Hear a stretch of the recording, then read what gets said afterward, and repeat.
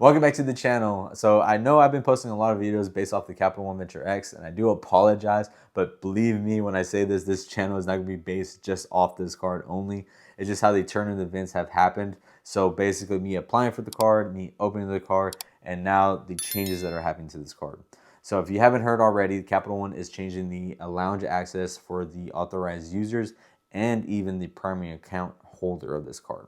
So let's go ahead and hop into it and show you guys first what we currently still have access to, but these changes are going to be taken into effect on February 1st of 2026. We're going to be using the pointsguide.com to go over what these changes are, just because the fact that since I'm a new credit card user to the Venture X, I did not receive an email stating what those changes are going to be. So I know a lot of YouTubers did get this email sent to them, but unfortunately for me, I did not receive that. Here's the Venture X and the Venture X business, but the purpose of this video, we're only gonna be going over just the Venture X card. So as of now, if you're a primary card holder, you get complimentary access to Capital One lounges and landings with 2 complimentary guests for lounges and 1 guest for landings. Complimentary access to priority pass lounges and 2 complimentary guests. And if you're an additional cardholder or authorized user, you're going to be getting complimentary access to Capital One lounges and landings with 2 complimentary guests for lounges and 1 guest for landings. Complimentary to priority pass lounges, restaurants are not included with 2 complimentary guests. So you can see why a lot of customers actually like this card, because you're actually able to bring 2 free guests with you, while other premium cards charge you a fee to even bring anyone with you. But if you actually read in between the lines here, with the Venture X specifically, you can have 2 authorized users for every authorized user. The Venture X allows you to have 4 authorized users if you're the main account holder.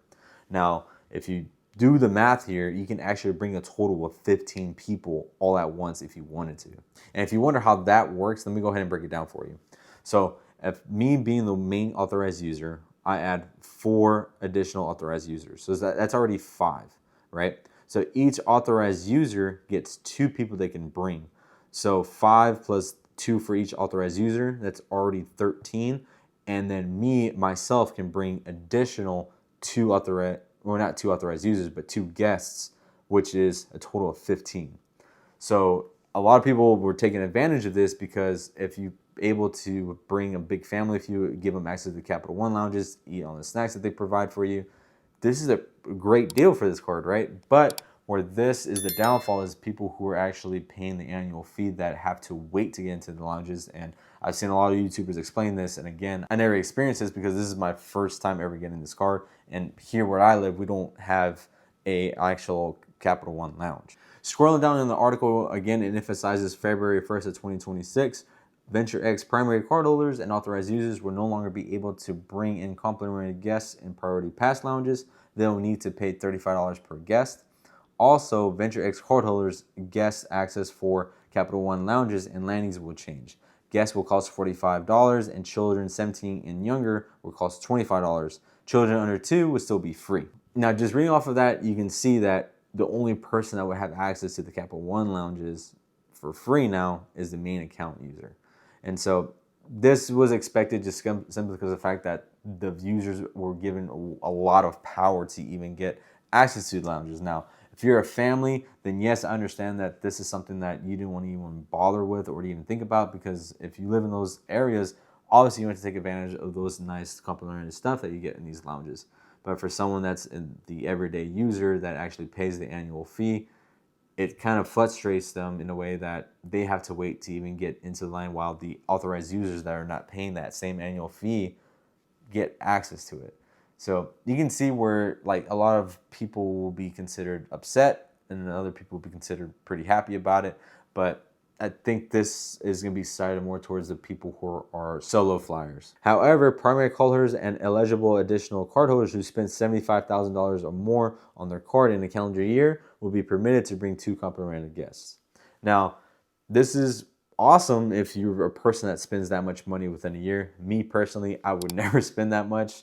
But yeah, if you actually spend that much, this is a plus for you specifically. But let's say if you're a person that spends less and you want to be able to still like give that person authorized user, Capital One is allowing you to spend at least $125 for each person.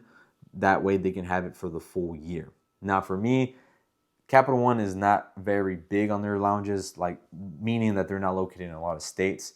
So is this fee really worth it for you, specifically if for people who are not located in those areas? Now, if you're a family user, then yes, like you can bring 2 people, but at that point, you're better off just having your partner or girlfriend or whatever you have in your situation to apply for the card specifically, because you're going to get paid $5 back for the annual fee of the Capital One. So I think you're better off just having 2 separate cards and pay the annual fee 2 separately, because you're still winning at the end of the day. Now, what if you're a person that wants to be just an authorized user, you don't care about access? That is still free with Capital One. Also, it states here on the website that authorized users will still be added to both cards for free. The additional fee is only for adding lounge access for each account.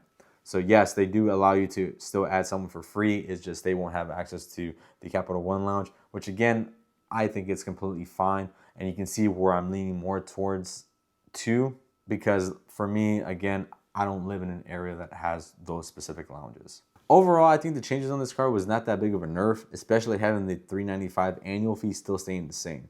To me, that's a win in my books, because a lot of these other cards, especially now they're raising the annual fees, I think this card's still winning at the end of the day.